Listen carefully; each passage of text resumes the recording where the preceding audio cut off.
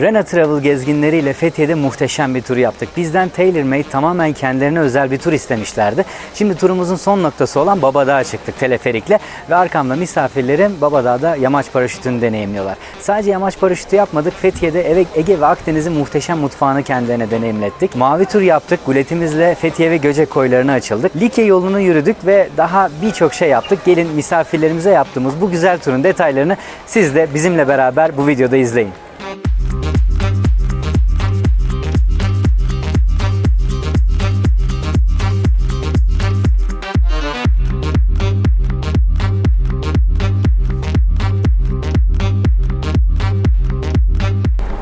Fethiye'den ayrıldım ve Dalaman Havalimanı'na doğru devam ediyorum. Misafirlerimiz İstanbul'da müthiş bir 2 gece 3 gün geçirdi. Hem kendilerinin WhatsApp'tan bana gönderdiği yorumlar, fotoğraflar hem de ortağım ve acentamızın diğer yetkililerinin bana söylediği yorumlar beni çok mutlu etti.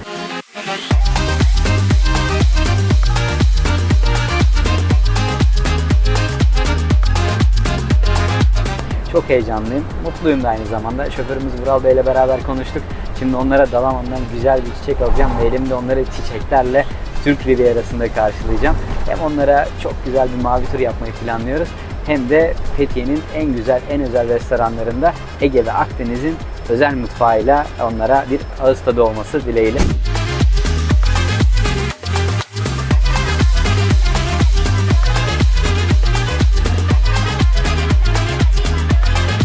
Fethiye'deki turum bittikten sonra misafirlerime en lezzetli yemeği nerede yediklerini sordum ve cevapları Seed Restoran oldu.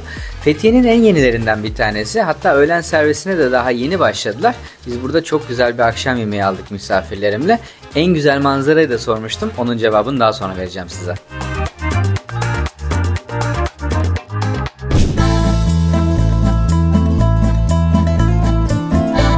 Sabah erken vakitte tekrar teknemize geldik. Hemen şu arkamdakine bineceğiz. Şu an tam hazır değil. Misafirlerin gelmesinden önce şu an hazırlık etabında. Gelin size biraz tekneyi gezdireyim ben. Öncelikle teknenin botundan size bahsetmek istiyorum. Diğer teknelerde, yine bu boyuttaki teknelerde bu tarz böyle yeni bir bot yok. Botun da çok önemli bir rolü var. Çünkü her yere tekneyle gidemiyorsunuz. Akabinde bazı yerlere gitmek için bu bota binmeniz gerekiyor. Bu da yeni bir bot. Bu sene yapılmış. Şimdi tekneye giriyoruz. Dediğim gibi henüz şu an daha hazır değil. Ama hazırlık sürecinde. Gelin misafirlerimize burada normalde güzel bir masa hazırlıyoruz. Barımız burada. İçkilerimizi yine bu bara koyuyoruz. İçeri girmeden önce tekrar bir dışarıyı göstereyim. Şimdilik personelin havluları burada yer alıyor. Birazcık bu ön tarafa göstereyim. Spor ekipmanları falan var burada. Minik bir jacuzzi var. Önde jet ski var. Kano ve su ekipmanları, spor ekipmanları vesaire yine burada mevcut. Burada geniş bir oturma alanı var. Oturma alanının yanında bu sefer tam paralelden bir daha döneyim tekneye doğru. İçine girelim şimdi de. Genellikle yemeğimizi burada alıyoruz ve misafirlere burada bir şeyler ısmarlıyoruz. Üst kata çıkmadan önce bir aşağı inelim. Dediğim gibi bu dağınıklığı hep toparlıyoruz. Burası benim genellikle teknede çalıştığım alan. Şurada 4 tane kameramız var. Yine aynı şekilde buradan böyle geriye döndüğümüz zaman burada da 4 tane kamera mevcut. Tekrar bir yukarı çıkalım.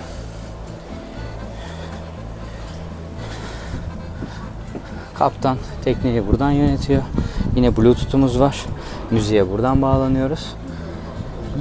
Bu sefer en üst tarafa doğru çıkalım. Güneşlenmek için de misafirlerimiz teknenin bu alanını kullanıyorlar. Fethiye Liman'dayız. Yaklaşık 1-1,5 saat sonra çıkış gerçekleştireceğiz. Şefimiz misafirlere yemek hazırlıyor, kahvaltı hazırlıyor. Mürettebatta rica ettim onlara şimdi bir çekilmelerini ve tekneyi birazcık daha toparlayıp misafirlere hoş geldiniz diyeceğiz. Misafirlerin mavi yolculuğuna dikkat ettiğimiz detaylardan bir tanesi tabii ki de Gulet'in botuydu. Hatta botları desek daha doğru olur. Çünkü 2 tane aktif hazır kullanılabilen botla misafirlerimize hizmet verdik.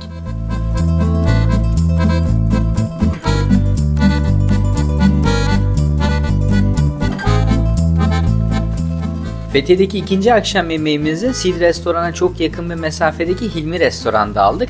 Bu arada Hilmi'nin Fethiye'de 2 tane şubesi var. Balık pazarındakiyle karıştırmayın. Oranın da ambiyansı çok güzel ama buradaki deniz manzarası ve gün batımı şahane oluyor. Akşam yemeğinizi burada planlarken mutlaka gün batımından önce planlayın. Bu arada burada ekşili kabak muhteşem bir mezeydi. Söylemeyi unutmayın. Günaydınlar. Henüz daha günün aymasına Fethiye'de 1 saat 10 dakika daha var ama biz şimdi hazırız. Misafirlerimizi otelden almaya gidiyoruz. Fethiye'de çok güzel bir Likya yürüyüşü var. Kayaköy'den başlıyor, Ölüdeniz'de bitiyor. Yaklaşık 5-6 kilometrelik bir yolculuk. 2,5 saat içerisinde bitireceğimizi düşünüyoruz. Şimdi ben evden misafirlerin olduğu otele geçeceğim. Oradan da yürüyüşü gerçekleştireceğiz. Ardından mavi yolculuğumuza devam edeceğiz. Güzel, yorucu bir gün bizi bekliyor. Heyecanlıyım ben de. Arabamız da şimdi geldi. Hadi bakalım yavaştan tura doğru geçelim.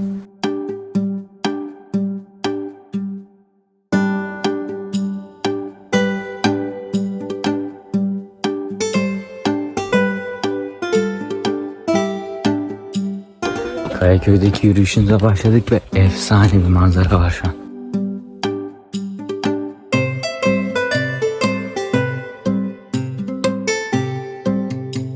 Kuş sesleri ve muhteşem bir manzara var. Bulutlar şov yapıyor bize.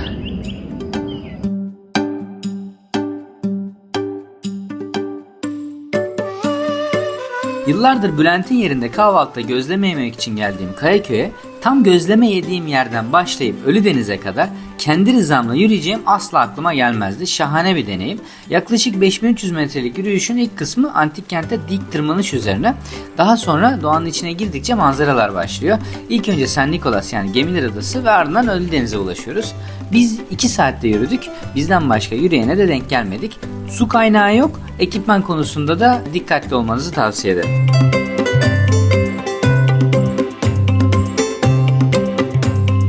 Doğada bu şekilde yürüyüş yapmak, hatta bir grupla ilerlemek için mutlaka yanınızda bir dağcı rehber olması gerektiğini düşünüyorum.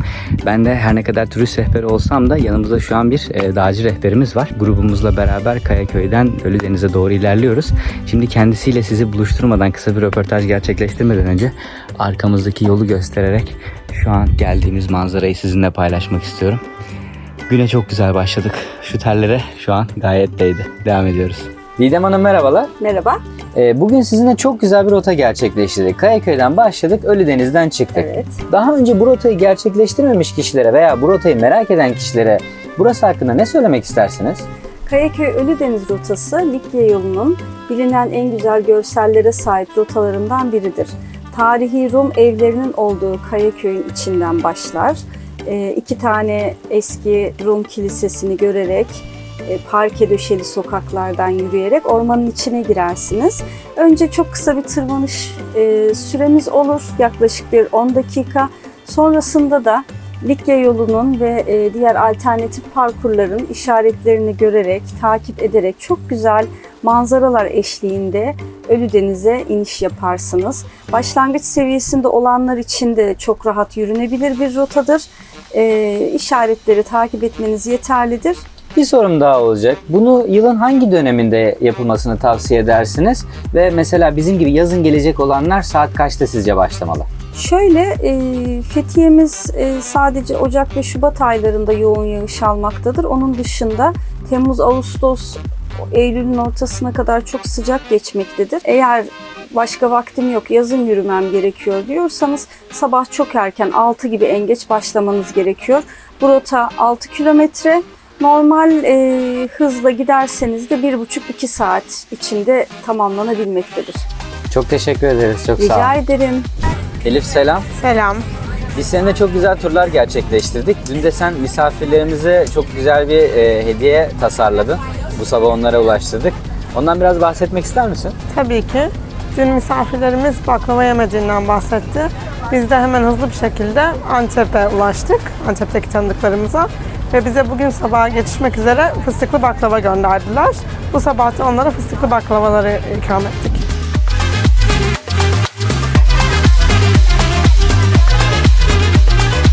Misafirlerimiz çoğunlukla gündüzleri teknede hafif yemeği tercih ettiler. Öğleden sonralarında ise onlara dönüş yolculuklarında çok güzel ve özel peynir tabakları hazırladık.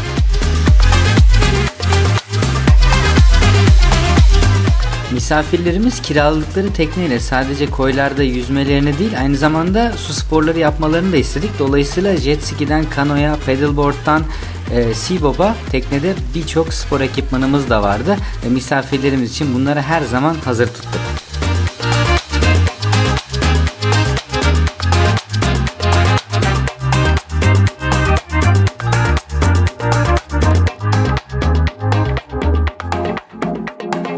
Misafirlerimizle bir akşam yemeğimizi aynı zamanda konakladıkları otel Yat Classic'in içindeki Mori Restoran'da aldık.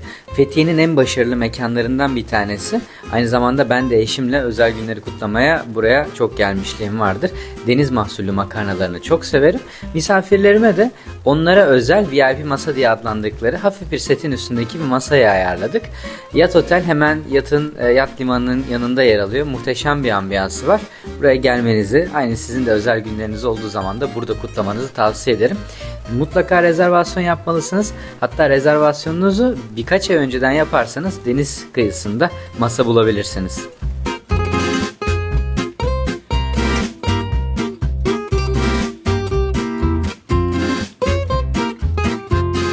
Olur da Fethiye Paspartu'ya gelirseniz size tavsiye ettiğim birkaç tane yer var. Bunlardan bir tanesi Şaman. Çok değişik bir dükkan. İçinde bir sürü takı. Aynı zamanda kıyafet de mevcut. Diğer tavsiye ettiğim yerler de onun hemen yanında. Benim genellikle böyle antik kent vesaire gezerken giydiğim bir gömlek tarzı var. Bu beyaz gömlekler. Hatta bazılarının kapşonu da var. Onları da burada bulabilirsiniz. Aynı zamanda bu dükkanın farklı şehirlerde de şubesi var. İspanyolca asıl mavi anlamına geliyor. O yüzden tabelasında böyle mavi yapmışlar. Değişik bir takı dükkanı. Burası da fena değil. Ve son geldiğimde müşterisi olmaya başladım. Unique isimli bir dükkan var.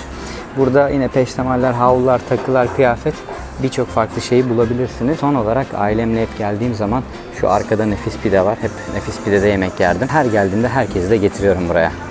Bir de böyle bir arkadaşımız var.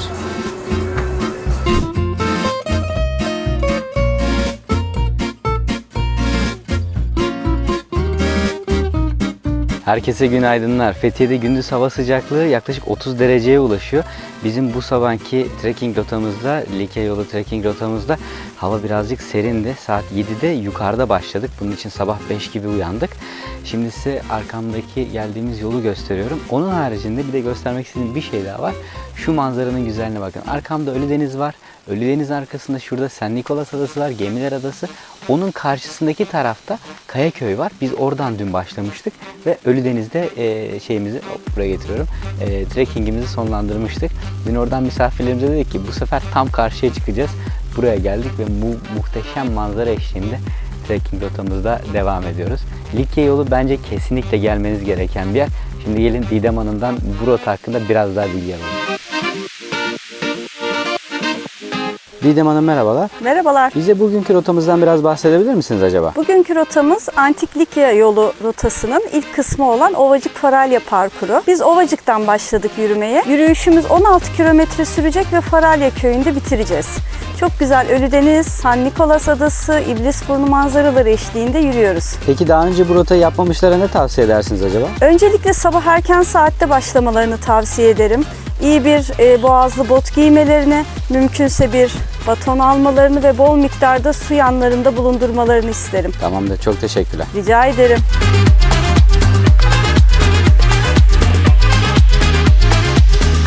Ovacık Kozağaç Faralya yürüyüşünde biz kısıtlı vakitten dolayı yarısını ve tersten bir şekilde yaptık. Normalde çıkış alan yolu inerek devam ettik. Kelebekler Vadisi'ni araçla yanından geçerek gördük ve Kozağaç'tan başlayarak Ovacık'a doğru iniş gerçekleştirdik. Ya bu manzara gerçek mi diye onlarca kez kendimize sorduk. Şansımıza sabah paraşütler de uçmaya başlamıştı. Yürüyüşümüz 2,5 saat sürdü ama bizim tempomuz biraz yüksekti. Eğer hiç yürüyüş deneyiminiz yoksa siz bu rotayı 3-3,5 saatte de yapabilirsiniz.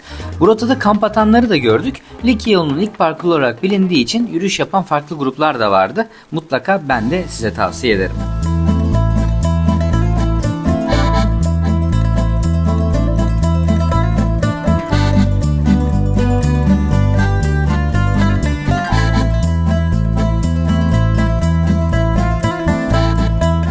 Fethiye'de mavi tur yapan misafirlerimiz genellikle çok bakir koylarda çok güzel denizlere giriyorlar ama aynı zamanda gidebilecekleri çok güzel beachler ve restoranlar var. Bunlardan bir tanesi Simi. Kendilerine şimdi çok güzel bir masa hazırladık. Uzak Doğu mutfağı.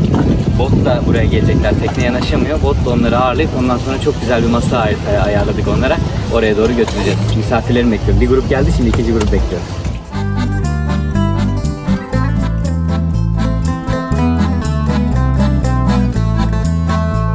Geldik Fethiye'nin Boncuklu koyuna. Eğer Fethiye'de birine ben Boncuklu'ya gideceğim derseniz, eğer oranın yerlisi değilse sizi anlamaz. Çünkü burası artık tamamen Simi Beach olarak biliniyor. Simi Beach iki kısımdan oluşuyor. Plaja giriş yaptığınız kısım genellikle çocuklu aileleri de görebileceğiniz plajın kısmını kapsıyor.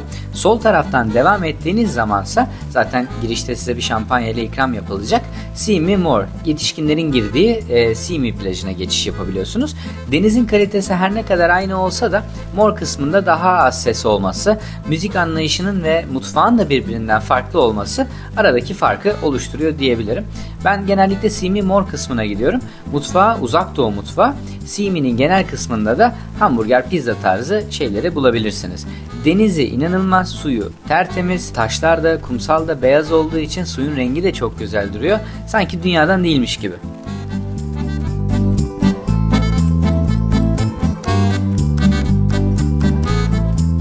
Fethiye'nin en revaçta olan yerlerinden bir tanesi Yas Kolektif. Hemen arkamda yer alıyor şu koyda. Hem otel hem restoran hem de beach olarak hizmet veriyor. Daha önce birkaç kez geldim. Açıkçası aşık oldum diyemem ama güzel. Dezavantajından bir tane bahsedeyim. Bulunduğu yer itibariyle güneşi pek fazla almıyor. Bir de karayoluyla ulaşım yok. Tabii bu her ne kadar dezavantaj olarak gözükse de aslında daha az kişi geldiği için daha sakin bir ambiyansı var diyebilirim. Yalnız bir önceki geldiğimde masalar birbirine çok yakındı mesela geçen sene. Hani böyle bir yere geliyorsun, karayoluyla ulaşım yok. İnsan birazcık daha özel alan isteyebilir. Buraya sadece tekneyle gidiyor dedim ama bizdeki şu an 32 metre. O yüzden bir bot var böyle hemen yanımızda, bizi alacak ve ardından geçeceğiz. Bu arada bu tekneyle de aslında yanaşabiliyorsunuz. Ancak 190 euro iskele kullanım bedeli var.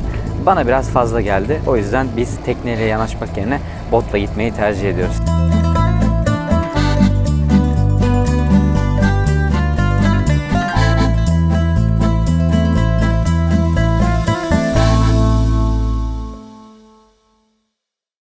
Arkamda müthiş manzarasıyla Kayaköy var. Ben sizi bugün nereye getirdim? Ada Dreams History'ye, Kayaköy'deki Ada Dreams Oteli'ne getirdim. Misafirlerimize bu akşam yemeğini otelde vereceğiz. Burası villalardan oluşan bir otel. Aynı zamanda çok da başarılı bir restoranı var. Misafirlerimiz için çok güzel bir masa kurdurduk. Şimdi size masayı ve otelden birkaç detay göstereyim.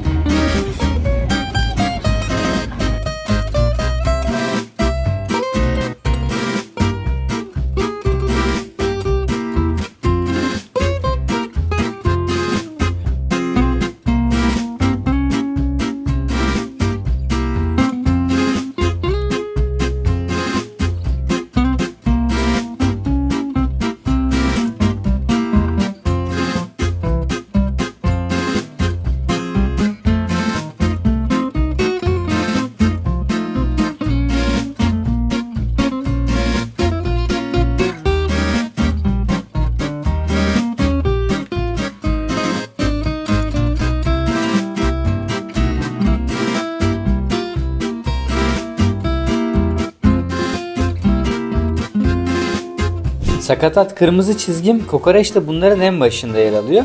Turda misafirlerin pek fazla kırmızı et tüketmedikleri için onları getirmedim ama ben evime dönerken birkaç kez uğradım. Bence Türkiye'deki açık ara en iyi kokoreççi Fethiye'deki Lokum Kokoreç. Mutlaka gelin, hatta kokoreçinizi iri kıyım söyleyin.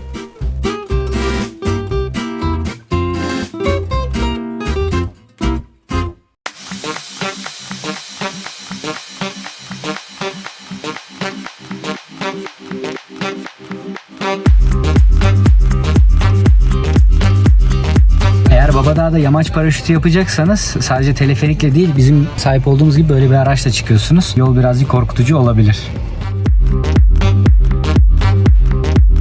Eğer yeni bir şehre gidiyorsam, gittiğim şehrin merkezi noktalarından bir tanesinde o şehre kuş bakışı bakabileceğim bir noktaya çıkmayı çok severim.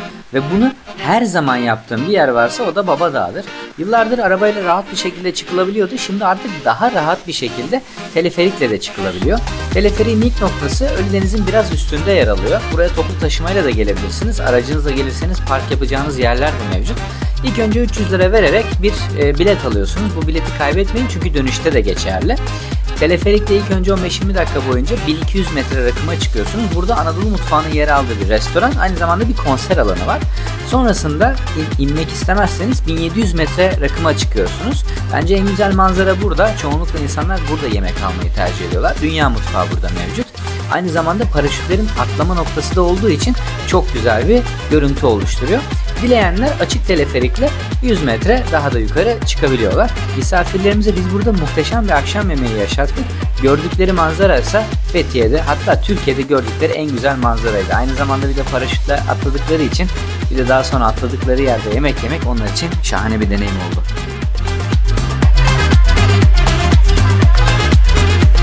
Rene Travel Gezi'nin 50 ton olarak sadece İstanbul ve Fethiye'de değil, hatta sadece Türkiye'de değil, dünyanın birçok noktasında ayrıcalıklı seyahat deneyimleri sunmaktayız. Siz de kurumsal veya münferit tur talepleriniz için bizimle iletişime geçebilirsiniz. Fethiye'den sevgilerle.